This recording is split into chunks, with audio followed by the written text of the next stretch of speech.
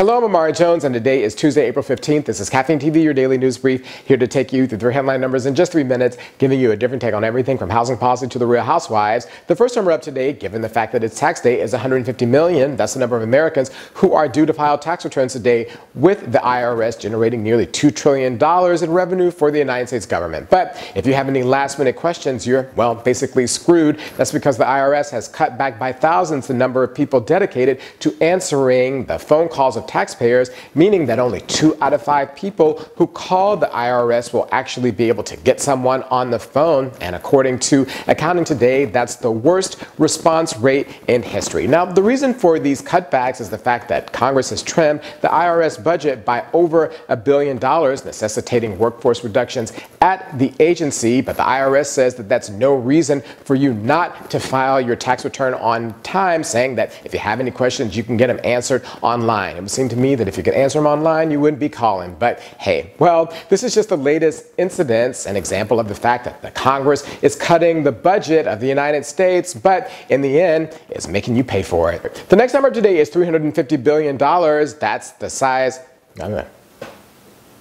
And making you pay for it. The next number today is $350 billion. That's how much the stock market says that Google is worth. But if charges of monopolistic and anti-competitive behavior made by the European Union today end up being proved true, then the company could end up being worth a whole lot less. Now, according to the EU's competition minister, Margrethe Vestager, Google uses its dominance to force advertisers into exclusive advertising agreements, primarily pushes products that you search for that are listed in its online shopping service, Google Shopping, and uses the fact that 8 out of 10 people on the planet who use smartphones use its Android's operating software to stifle innovation. Now, one of the challenges in all of this is for the European Union to prove that Google's dominance is the reason for its power rather than the result of its power. If you're watching Caffeine TV, you're doing so through a Google service, YouTube. And yesterday, I searched the Madonna and Drake kiss using a Google search engine. Now, of course, in all of this, Google says that it knows nothing about this anti-competitive behavior because it has many competitors. So that's eerily familiar as to what Microsoft said in its anti-monopolistic case that the Justice Department brought against it 15 years ago. But when the Justice Department dug into it, found that it was buying up competitors and shuttering their businesses in order to keep their products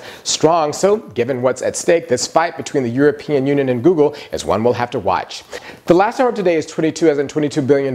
It's the size of the Iraqi government's budget deficit this year. And yesterday, Prime Minister Haider al-Abadi of Iraq met with President Obama with hat in hand to ask for help in meeting their budgetary needs, as well as for additional assistance to fight ISIS. I don't know, maybe it's time to call Iyanla to fix Iraq. But while President Obama had supportive words for the Prime Minister, the U.S. only pledged the equivalent of 1% of what Iraq says that it needs, telling the Iraqis to go find the 99% elsewhere. But while this may seem to be a bit cold-hearted, the fact is that the United States spent nearly $2 trillion on the war in Iraq, and the country is not only war-weary, but clearly has budgetary constraints of its own. But the United States can't walk away completely. The last time it tried to do that, ISIS filled the vacuum. So in the end, we'll probably have to do more. But all of this is just reminiscent of what Colin Powell told George Bush way back in 2002 on Iraq: if you break it, you pay for it.